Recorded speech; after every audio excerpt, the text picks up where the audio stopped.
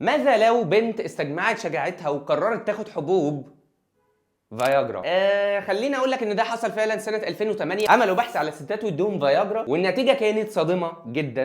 مبدئيا الفيديو ده فيه حاجات غريبه جدا عن ارباح الشركه اللي عملت الفياجرا، او ان اشهر لاعب كره قدم بيليه كان السفير العالمي للفياجرا. في حاجات غريبه في الفيديو ده، فكملوا للاخر. عشان تفهم اللي حصل للستات ده لازم تعرف الاول الفياجرا بتشتغل ازاي وكيف تم اكتشافها. القصه بتبدا سنه 1894 من عند الفريد نوبل. ايوه بتاع الديناميت. يا عم اهدى، قلت لك في حاجات غريبه، اهدى. نوبل هو واخوه بنوا مصنع اسلحه خاص بماده النيتروجليسرين، اشد المواد تفجرا وقتها. وبعد ما ربى كرش وعمل ثروه من الديناميت، لاحظوا حاجه غريبه قوي في عمال المصنع، بالذات اللي عندهم مشاكل في القلب والتنفس. لقوا ان اخر الاسبوع العمال دول بتكون صحتهم حلوه جدا وشغالين حلو جدا، ياخدوا اجازه يرجعوا مش قادرين يشتغلوا. وبعد بحث كبير عرفوا السبب، واللي كان بدايه الفياجرا. ماده النيتروجليسرين اللي هي بتاعه الديناميت اصلا ماده فولاتايل طياره، فجزء منها بيروح على جلد العمال، جسمهم يمتصوا، وده اللي كان بيوطي لهم الضغط وقتها. فتجمع الاطباء وعملوا وقفه اندرو تيت من اللي هي دي، وقال لك احنا ممكن نخففه ونستخدمه لعلاج الضغط والذبحه الصدريه. وبالفعل ده حصل وقتها، ولسه الباتشز دي موجوده اصلا لغايه دلوقتي في الصيدليه، لزقه كده بتتحط على الصدر. وطبعا بقى عايزين يطوروا الدواء عشان يوصلوا لنتائج احسن فيبيعوه اكتر. اكتشافهم طريقه عمل الدواء ده كانت البذره في تصنيع ماده الفياجرا. لقوا ان النيتروجليسرين ماده الديناميت بتفرز في الجسم غاز NO نيتريك اوكسيد، ده بيعمل توسيع للشرايين فبيقلل ضغط الدم. الله، طب ايه علاقه ده بالفياجرا؟ اصبر، المفاجات لسه ما بداتش. فجم الشركات عشان يطوروا طبعا ماده من الدواء ده، وكانت على راسهم شركه فايزر اللي قدمت ماده السيلدينافيل، هي نفس الماده بتاعت الفياجرا، وكانوا عايزينه دواء في علاج الضغط، بس نتائجه ما كانتش حلوه. ولكن لاحظوا سايد افكت نادر، كل الرجاله اللي حصل عليهم التجارب بتاعت السيلدينافيل كلهم ابدوا تحسن قوي وملحوظ في قدرتهم الجنسيه، بل كانوا بيجوا عايزين ياخدوا الدواء تاني. احمد بيك بيقول له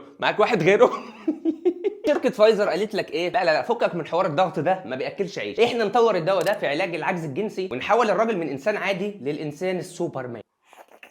وسنة 98 ياخدوا ترخيص للدواء من منظمة الدواء عشان ينزل السوق. وجاهم مشكلتين، واحد مين اللي هيروج للدواء ده؟ راحوا جابوا بيليه اشهر لاعب كرة قدم وقتها وخلوه السفير العالمي للفياجرا. وكانت المشكلة الثانية هيماركتوا للدواء ده ازاي؟ هو بيعالج حاجة اسمها امبوتنس، العجز الجنسي. مفيش راجل هيحب ياخد دواء للعجز الجنسي. فتيم الماركتنج عندهم عمل حركة بوليتيكال كوركتنس صغيرة كده، قال لك بلاش امبوتنس دي مش حلوة، احنا نسميها اريكتايل ديسفانكشن، اللي اتسمت لاحقا ضعف الانتصاب. اللي هو يا حبيبي انت ما عندكش عجز، انت كويس بس انت محتاج زق، فالحبايه دي هتظبطها. والدواء فايرال لدرجه الشركه عملت مليار دولار ارباح في اول سنه، ومن سنه 98 لغايه دلوقتي عامله ارباح 30 مليار دولار بس من الفياجرا. ايه بقى اللي هيحصل لو ست اخدت فياجرا زي ما عملوا في التجربه؟ ولا حاجه، عشان الست ما عندهاش عضلات هترتخي ففي دم هيروح للعضو فما عندهاش الليله دي. فاللي هيحصل ببساطه ضغطها هيقل شويه بس، شكرا. السؤال بقى اللي انا عايز اسمع ارائكم وهبداتكم فيه، هل ادويه الفياجرا وشبيهاتها هي مضره لجسم الانسان في حد ذاتها، ولا هي امنه بس بتبقى مضره في الاستخدام الغلط؟ سمعوني ارائكم. وببلغكم سلامي من صديقتي فاتن، وبتقول لكم اعملوا لايك وفولو وشير.